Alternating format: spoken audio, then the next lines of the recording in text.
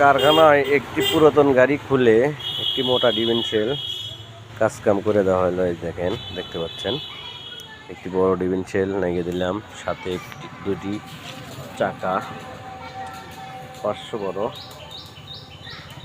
5 স্টিকের বড় ডিফেন্সিয়াল লাগিয়ে দেওয়া হলো এবং আদার সাইডে কিছু কাজকাম করে দেওয়া হলো। যে বডি, বাক্স, মোটরের স্যাম্পারটা নতুন বানানো হলো।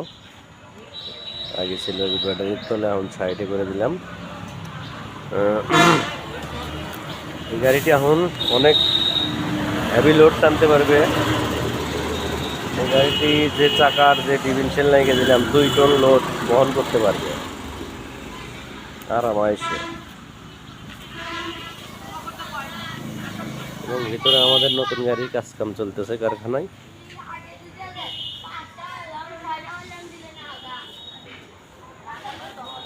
অবশ্যই সবাই ভালো থাকবেন।